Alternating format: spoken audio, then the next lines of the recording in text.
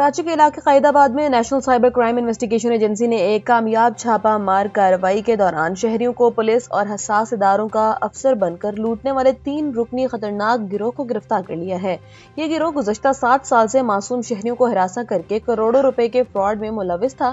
گروہ کا سرغنہ ابو بکر phone calls پر خود کو اعلیٰ پولیس افسر یا حساس ادارے کا نمائندہ ظاہر کر کے شہریوں کو خوفزدہ کرتا اور ان کے بینک اکاؤنٹ سے رقوم نکلوا لیتا تھا۔ گروہ کے دیگر 2 ارکان نصیر احمد اور محمد حسن ایک موبائل کمپنی کی فرنچائز سے وابستہ تھے اور غیر قانونی طور پر جعلی ناموں سے سمز ایکٹیویٹ کر کے ابو بکر کو فراہم کرتے تھے۔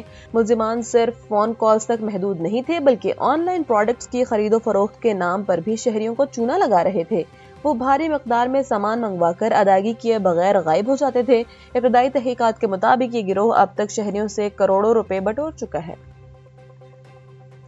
ایرانی پارلیمنٹ کے اسپیکر اور سینئر مذاکرات کار محمد باقر کالیباف نے امریکی صدر ڈونلڈ ٹرمپ کے حالیہ بیانات پر سخت رد عمل دیتے ہوئے انہیں جھوٹ کا پلندہ قرار دے دیا ہے۔ انہوں نے واضح کیا کہ محض سوشل میڈیا پر دعوے کرنے سے امریکہ فاتح بن سکتا ہے اور نہ ہی ان حربوں سے مذاکرات میں کوئی حقیقی پیش رفت ممکن ہے۔ ان کا یہ بیان صدر ٹرمپ کے ان دعووں کے بعد سامنے آیا ہے جن میں کہا گیا تھا کہ ایران تمام شرائط ماننے اور جوہری مواد حوالے کرنے پر راضی ہو گیا ہے۔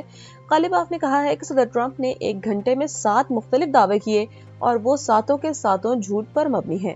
انہوں نے 2 ٹوک الفاظ میں واضح کیا کہ امریکہ نے گزرگاہوں پر رکاوٹیں ڈالنا بند نہ کی تو ابنائے ہرمز کھلی نہیں رہے گی۔ ابنائے ہرمز سے جہازوں کا گزرنا مکمل طور پر ایران کی اجازت اور مخصوص راستوں کے ضوابط سے مشروط ہوگا۔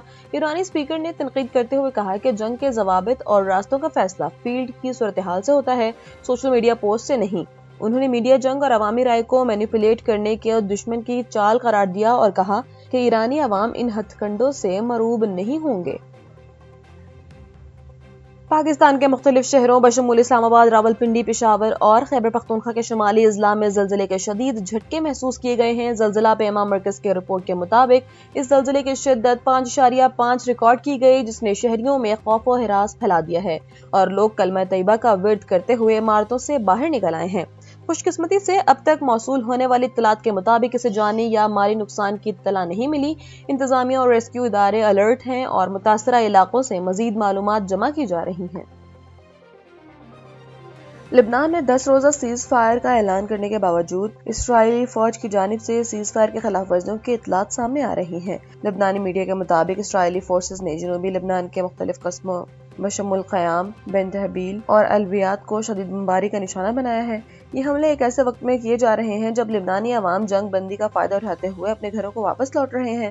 اسرائیلی فوج کی جانب سے مسلسل انتباہات کے باوجود لبنانی شہری بڑی تعداد میں سڑکوں پر نکل آئے اور اپنے آبائی علاقوں کا رخ کیا۔ جنوبی لبنان میں عوام نے کسی حکومتی یا بین الاقوامی امداد کا انتظار کیے بغیر اپنی مدد آپ کے تحت تباہ شدہ انفراسٹرکچر کی بحالی شروع کر دی ہے۔ دریائے لطانی پر تباہ ہونے والے اہم پلوں کو مقامی لوگوں نے ہنگامی بنیادوں پر دوبارہ بحال کر لیا ہے تاکہ نقل و حمل کو ممکن بنایا جا سکے۔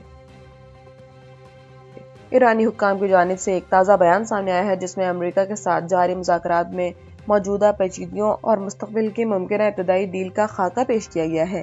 ایک سینئر ایرانی عہدیدار نے واضح کیا ہے کہ اگرچہ پیش رفت ہوئی ہے لیکن جوہری معاملات اور دیگر اہم امور پر اب بھی سنجیدہ اختلافات موجود ہیں جن کے لیے مزید ٹھوس بات چیت درکار ہے۔ ایرانی عہدیدار نے 2 ٹوک الفاظ میں کہا ہے کہ ابنائے ہرمز کا کھلا رہنا مکمل طور پر امریکہ ایران جنگ بندی کی شرائط پر عمل درآمد سے مشروط ہے۔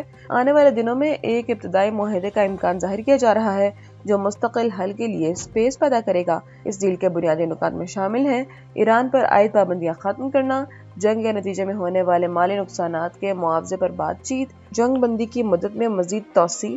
ایران نے پیشکش کی ہے کہ اگر اس کے تمام مطالبات تسلیم کیے جائیں تو وہ دنیا کو اپنے جوہری پروگرام کے پرامن ہونے کا مکمل یقین دلانے کے لیے تیار ہے۔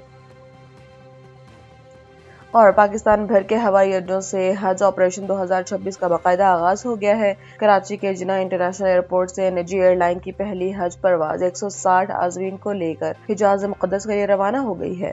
اس موقع پر گورنر سندھ نہال ہاشمی اور وزارت مذہبی امور کے اعلیٰ حکام نے عازمین کو الوداع کیا اور انہیں اس مبارک سفر کی سعادت حاصل کرنے پر مبارکباد دی۔ اس سال کراچی ایئرپورٹ پر روڈ ٹومکا کے تحت سعودی حکام عازمین کی ون ٹائم امیگریشن یہی مکمل کر رہے ہیں، جس سے عازمین کو سعودی ایئرپورٹس پر طویل انتظار سے نجات ملے گی۔